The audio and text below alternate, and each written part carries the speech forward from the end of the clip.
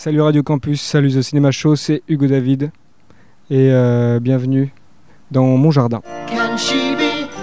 Pardonnez-moi d'interrompre un instant la musique, mais nous avons un invité de marque que j'aimerais accueillir comme il se doit. Bonjour, on est ravis d'accueillir Hugo David, le co-réalisateur de I Love Pérou pour The Cinéma Show. Comment ça va ? Ça va très bien et toi ? Ça va très bien, merci. Je suis accompagné de Hugo. Enchanté Hugo. Enchanté Hugo.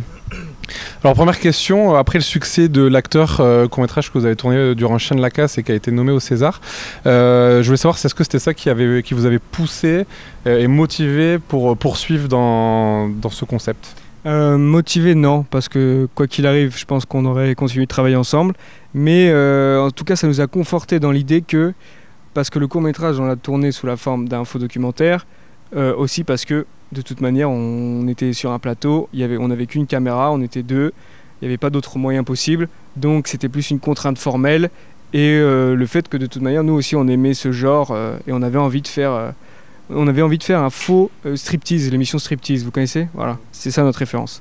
Et en fait, je pense que le court-métrage, là où ça nous a rassurés, c'est de voir que déjà nous on pouvait aller au bout d'un processus aussi rudimentaire, on va dire, dans la forme, et de voir qu'en retour, y a des gens qui appréciaient. Quoique le court-métrage est sorti, qu'on avait déjà commencé le long-métrage, mais autour de nous, des gens disaient « Tiens, c'est marrant votre truc ». Donc, ça nous a plus conforté dans l'idée de continuer et de se dire « C'est pas grave si on passe pas 1 an et demi à écrire un scénario pour espérer aller gagner au loto et avoir les moyens de faire un film. Peut-être qu'on peut continuer à faire comme on a fait jusqu'ici. On a juste acheté une autre caméra, pas bien mieux, sûrement moins bien que celle-ci, mais légèrement mieux quand même. Et on s'est dit, bah allons-y, continuons de faire ce qu'on a fait en court-métrage, en un format plus long. Et donc voilà, ça nous a plus conforté que vraiment persuadé qu'il fallait continuer, parce que je crois que quoi qu'il arrive, on aurait fait une suite. Même si personne n'aurait regardé, on l'aurait fait au moins pour nous. Et on sent qu'il y a une volonté dans la parodie, notamment sur la tendance récente qu'il y a sur les documentaires qui retracent la vie des artistes comme Orelsan, Squeezie. Est-ce qu'il y avait vraiment une volonté d'aller parodier aussi ce type de contenu ? En fait, non, pas vraiment. Ça s'est fait plutôt en 2 temps, ce film. C'est-à-dire que pendant 2 ans, je l'ai suivi parce que du coup, on écrivait un scénario pour faire un film en docu-fiction comme ça. Et en parallèle, vu qu'il y a beaucoup de choses qui se passaient, on était un peu tributaire du réel. C'est-à-dire que pendant qu'on écrivait, il y avait vraiment les tournages sur lesquels on est allé, il y avait des plateaux télé, c'était des opportunités de prendre des images. Et puisque nous, a priori, tout ce dont on a besoin, c'est moi, une carte TGV Max pour faire Montpellier-Paris plus d'une fois par semaine et une caméra. Petite mouche. Et on s'est dit, donc on s'est dit, même si on est en train d'écrire, tu veux que je te l'enlève ? Non, ça va. Même si on est en train d'écrire ce scénario, en attendant, rien ne nous empêche de penser déjà à des séquences et d'aller les tourner dans le présent et dans l'actualité de Raphaël, tu vois. Et donc tout ça, on a cumulé beaucoup de matière, franchement plus de 200 heures. Et après, plus tard, il y a eu du coup ce film il s'est pas fait. Et en parallèle, il y a vraiment eu un moment où Raphaël m'a appelé en me disant « Tu veux venir avec moi au Pérou ?» parce que la vie a fait qu'il avait une place libre et il était invité là-bas par l'ambassade de France pour aller présenter Chien de la Casse. Donc à nouveau, ce film remet une pièce dans le jukebox. Donc on se dit, moi il me propose des vacances, je dis à ce moment-là, peut-être ramenons notre ami la caméra, puisque on filme tout depuis 2 ans, on va aller 5 jours au Pérou, on va sûrement trouver un truc à faire. Donc on a écrit un court-métrage pour aller là-bas au Pérou. Quand on est rentré du Pérou, la première version de montage du court-métrage faisait 1 heure. Voilà, pour mes amis court-métragistes, vous vous rendez bien compte que c'est pas tout à fait viable pour un court-métrage. Donc on s'est dit, merde, c'est quoi ? C'est un moyen-métrage, c'est un long-métrage. Et là, c'est Hugo Sélignac de Shifumi qui du coup, lui déjà s'intéressait depuis l'acteur, qui nous a demandé à voir ces images du Pérou. Et il nous a dit, mais les gars, en fait, votre truc, c'est de rassembler ces 2 ans d'images avec, donc partout, avec ces 5 jours d'images au Pérou. Donc après, c'est plus formellement que, puisque un peu le cœur de l'histoire se passe plutôt au Pérou, on voulait faire une intro. Et dans cette intro, on voulait montrer toutes ces images qui existent et en profiter pour raconter, puisque c'est un faux documentaire et que le but c'est quand même d'épouser pas le réel parce que ce qu'on dit est faux, mais que ce soit plausible. Donc, puisqu'on avait toutes ces images, il y a eu un rythme de montage qui s'est trouvé, qui était celui-ci. Et après, Le fait est que cette première partie, le montage, il correspond presque plus en effet à des montages de type série Amazon ou Netflix. J'ai le droit de dire des Netflix, Amazon, Arte, Canal+. Tu feras des bips. Radio Campus, faut dire aussi. Radio Campus. Vous avez des films sur Radio Campus ? Bien sûr. C'est vrai ? Mais c'est plus du tout une radio en fait. Vous n'avez pas du tout compris le principe de la radio. Vous faites des... Je suis filmé, vous mettez des films. Bon, c'est pas grave. Et oui, donc ce rythme peut-être qui s'associe plus à un style de plateforme. Mais c'était pas réfléchi avant. On ne voulait pas absolument parodier. C'est pas une satire pour dire regardez aujourd'hui tout le monde a son documentaire. Nous c'était plus raconter, rigoler de ce personnage et du métier d'acteur que vraiment se parodier un genre déjà fait, tu vois. Ok. Tu avais une question sur le montage. Ouais, pour revenir un peu dessus, j'ai vu que ça avait été un montage qui était très long, 38 semaines pour à peu près 200 heures de 38 rush. semaines. On m'a dit tout à l'heure que c'était 9 mois et demi. Donc voilà, c'est la période de gestation d'un enfant. On aurait pu faire un enfant, on a fait un film. C'est une belle phrase. 38 semaines, c'est très long. Ouais. Ouais. Et du coup, c'était quoi votre processus? Comment Le vous avez fait processus, le tri c'est carence en vitamine D, enfermé dans une salle toute la journée. Non, le processus, c'est que le montage, c'est plutôt la partie, c'est pas la partie la plus amusante, mais on était bien entourés. On était notre monteuse Méloé Poilvé qui nous a beaucoup aidé et qui nous a accompagnés pendant 38 semaines. Et puis c'est 35 versions, tu vois, t'essayes tout. Et au final, à force de montrer aussi à quelques personnes, de prendre des retours toi-même, ton regard il change, tu finis par arriver au bout de 38 semaines, même quand des fois tu as un doute de savoir si tu peux y arriver vraiment, à quelque chose qui te paraît cohérent, qui raconte ce que tu veux raconter, qui est pas trop rapide, qui est pas trop lent, qui est pas trop tout ça, et à la fin où tu te dis bon ça y est, c'est fini, au bout de 9 mois. Voilà. Mais du coup, dans le montage, il y a, vu que vous êtes dans le but de faire une comédie, faut trouver aussi son rythme. Et c'est vrai que on sent, notamment au début, que c'est quand même très cuté. Il y avait donc, c'est vraiment du vrai travail de montage. Il n'y avait pas cette volonté non plus d'être dans des plans plus longs d'improvisation. En fait, ça existait aussi à l'époque, mais c'est plus que, puisqu'on pouvait pas tout mettre, le moyen de mettre le plus de ce qui nous fait rire et on espère faire rire les gens, c'est d'avoir un montage rapide. Après, c'est vrai que même au sein de certaines séquences, le montage en comédie, c'est primordial. Même au jeu, le sens du rythme, ça pardonne pas. Si en comédie, faut être absolument toujours très carré. Donc là, le montage, il a été plus rapide aussi du fait qu'il y avait beaucoup d'images. Il y a aussi un truc qui est formel aussi pour le coup, c'est qu'on n'a qu'une caméra. Il n'y a que ma caméra. Donc contrairement à un film plus classique où tu fais un chant contre chant, et que tu te retrouves à monter ta discussion en alternant ton plan large, ton chant, ton contre-chant, une insert, etc. Nous, on n'a qu'une caméra. Donc ça veut dire que tu cuts dans la caméra. Et ça, donc le jump cut, ça s'appelle. C'est autorisé puisque de toute façon, nous, ça prend la forme d'un documentaire, même si c'est de la fiction. Donc ça fait que nourrir ce truc-là. Mais même en fiction, ça existe. Dans La femme de mon frère, par exemple, de Monia Chokri, il y a des jump cuts aussi. Mais bon, en tout cas, ces jump cuts qui sont là parce que en effet, puisque c'est pas toujours un texte écrit au mot et que vous vous doutez, il y a beaucoup d'impro, etc. Après, ça s'écrit aussi en coupant à l'intérieur. Donc je pense que ce genre de cut, il te donne plus une sensation de montage que si tu regardais la même séquence avec le même nombre de cuts, mais que tu passais d'une caméra à l'autre. C'est peut-être ça aussi qui crée cet effet.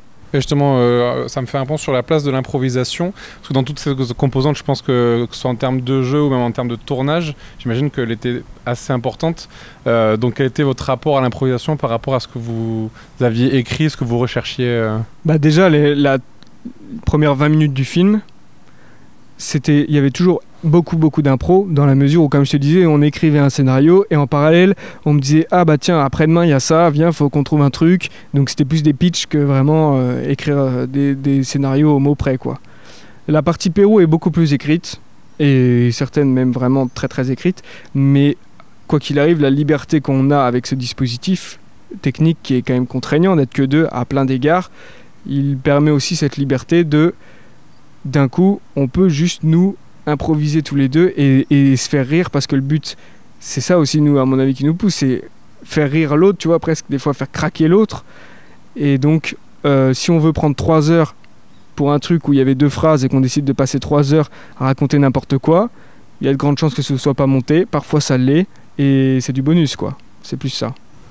Et comment s'articule le processus créatif entre vous deux, justement, sur les rôles que vous attribuez pour que vous arriviez à trouver votre chemin narrativement ensemble?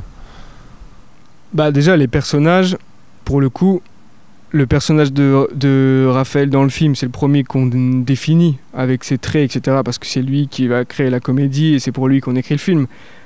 Après, derrière, mon personnage, il s'écrit en contrepoint de ça. Ça, c'est la technique de dramaturgie classique. C'est ton antagoniste, etc. Oui, quand je parlais de rôle aussi, c'était vos rôles en tant que... Dans la vraie vie. Oui. Après, de toute façon, on fait tout, tous les deux. On n'est que deux. Donc que ce soit l'écriture, on écrit tous les deux. Au tournage, on est tous les deux. L'un dirige l'autre, etc. On improvise ensemble. Bon, moi, je filme. Lui, il peut pas filmer, a priori. Mais tu vois, c'est vraiment toujours à deux.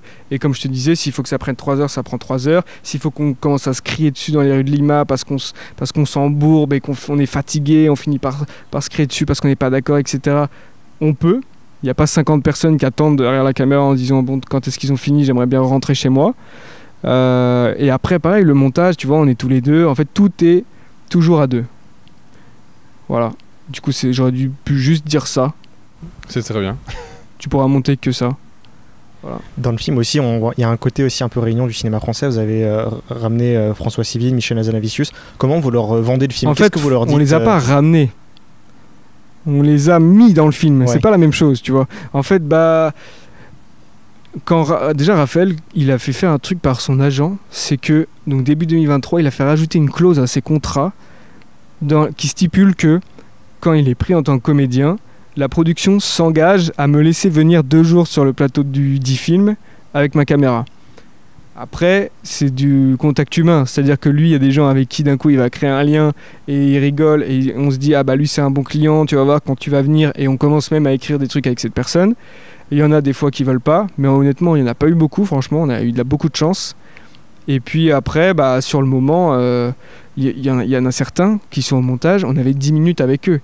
Et c'est là qu'on voit qu'ils sont super forts, c'est qu'on va les voir avec un pitch parfois très rudimentaire, et ils arrivent à rentrer dans le truc, à comprendre, à improviser, à être force de proposition.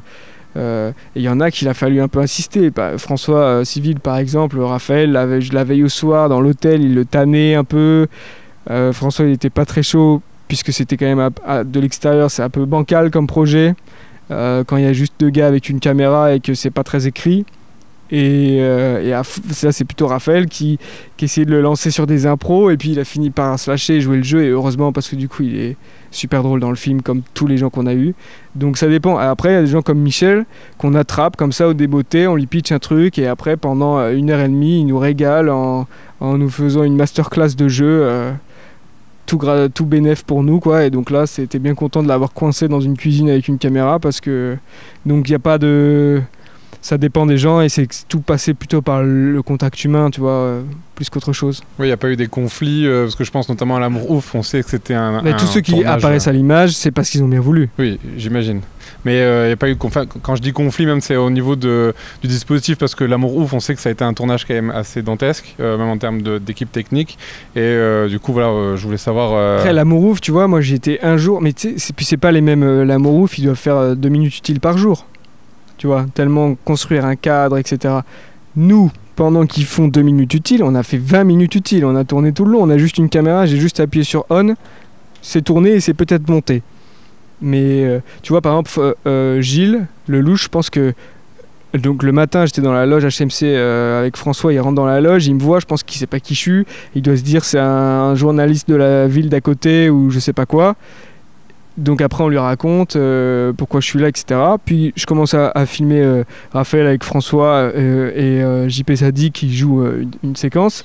Et lui tout seul, il improvise, il vient, il les engueule, etc. Parce que lui aussi c'est un comédien, et que entre les prises, puisque c'est des gens qui aiment vraiment ça et qui sont drôles et qui sont talentueux, ils peuvent pas s'empêcher parfois, tu vois, de nous offrir, et nous c'est tout bénef pour nous. Donc merci à tous ceux qui ont accepté de faire toutes ces bêtises avec nous.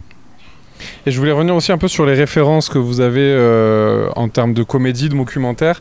On sent quand même qu'il y a une patte assez The Office, notamment dans le malaise, et aussi tout ce qui est Larry et son nombril, Platane, dans la manière de se mettre en scène dans une fausse vraie... Platane, ce qui est fort, c'est qu'il a réussi Mais en fait, on n'a jamais trop intellectualisé les références, pour être honnête. Mais oui, Platane, c'est brillant parce que Éric Judor a complètement compris qui était Éric Judor pour les gens au moment où il commence à faire Platane. Et aujourd'hui, c'est devenu beaucoup plus flou parce qu'il a fait Platane et qu'il nous a montré que en fait, il pouvait rire de tout ça et même s'en servir à bon escient.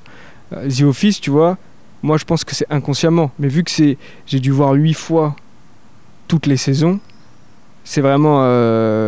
moi j'adore, tu vois, je suis un fan inconditionnel. Je pense que forcément, ça te nourrit aussi après toi, quand tu écris autre chose, sans même savoir, c'est quand même des dynamiques qui sont gravées en toi, tu vois. Donc je pense que c'est inconsciemment. Il n'y a pas de vrai film, on va dire, c'est ce film-là, ça nous a fait penser à tout ça. Je pense que c'est plein de choses, comme toujours, quoi. Mais il y a une volonté quand même aussi de rire de la figure de Raphaël Quenard. Je sais qu'à un moment donné dans le film, ça rigole aussi du fait qu'il est partout, qu'on voit partout. Et ça, oui. C'est des critiques des fois qu'on a pu entendre de certaines personnes, de dire ça y est, il est déjà là, il est déjà partout. On voit le film se moque beaucoup de plein de choses autour de l'acteur. Oui, moi je pense que c'est la forme d'humour la plus noble, l'autodérision. C'est-à-dire qu'on va pas prendre une caméra et lui inventer une vie ou aller se foutre de la gueule de je sais pas qui. Nous, ce qui nous intéresse, c'est de se foutre de la gueule de ce personnage en se basant sur des clichés sur le cinéma, des clichés sur lui en particulier et tout ça, quoi. Donc c'est plus parce qu'on fait de l'autodérision que ça en vient à parler de tout ce dont le film parle sur le cinéma, etc., que l'inverse. On voulait pas à tout prix faire un film sur Raphaël Quenard qui jouerait son propre rôle et du coup comment on articule ça, tu vois. C'est plutôt on n'est que deux, lui il est là, il s'avère que c'est Raphaël Quenard, on veut faire un truc qui puisse paraître vrai puisque c'est un faux documentaire, donc il faut que ça soit plausible. Donc si tu le déguises en boulanger et que tu le mets dans une boulangerie, a priori les gens ils reconnaissent quand même que c'est Raphaël Quenard, tu vois. Donc ça nous contraint à utiliser le matériel qui est Raphaël Quenard, sa tête, ce que ça évoque aux gens quand on dit son nom et le fait qu'il est comédien. Donc après l'autodérision fait que tu en viens à parler de toutes ces choses-là, quoi. Moi je voulais revenir ainsi un petit peu sur le Festival de Cannes. Quand vous avez présenté le film, vous êtes venu avec un condor sur le tapis rouge et c'est un truc qui a été beaucoup repris sur les médias américains ou étrangers. Le Big Turkey, ils l'ont appelé, ils ont pas vu que c'était un... Ouais, pour eux c'est une dinde. Et du coup comment vous l'avez vécu ce truc, que ça buzz un peu au sein du festival Je sais pas. Nous tout ce qu'on s'est dit c'est... Bon, a priori c'est quand même un honneur qu'on soit là et c'est assez génial et miraculeux. Ça n'arrive peut-être qu'une fois dans une vie, il va falloir rentabiliser toute cette histoire. Donc on s'est dit, si on veut pas être tout à fait éclipsé par Jennifer Lawrence et Robert Pattinson qui sont juste derrière sur le tapis, il va falloir user de malice. Donc on a utilisé un petit artifice qui était un condor de 2,5 m et qui a priori a fait son effet de ce que j'ai compris, et tant mieux. Voilà. Je vais terminer avec Et on termine toujours par la même question dans The Cinema Show. C'est quoi le film que vous avez vu au cinéma ou à la maison et qui vous a marqué plus récemment ? Ah, récemment C'est pas très récent, mais c'était l'année dernière. Mais c'est le film River Boom, peut-être. Documentaire, ouais. Ouais, documentaire, qui est un vrai documentaire pour le coup, River Boom, ouais. Je crois que c'est... En tout cas, l'année dernière, c'est le film qui m'a le plus marqué. Très bien. Cette année, l'année n'est pas finie, j'attends. Voilà. Très bien, merci beaucoup en tout cas. Avec plaisir. Je rappelle que le film sort le 9 juillet en salle. Exactement. Et bon courage pour la suite. Merci beaucoup. Au revoir Radio Campus Montpellier, à très bientôt. J'adore Montpellier, j'y suis souvent, donc on se croisera au détour d'une rue un jour ou l'autre. Can she be late for her cinema show? Cinema show.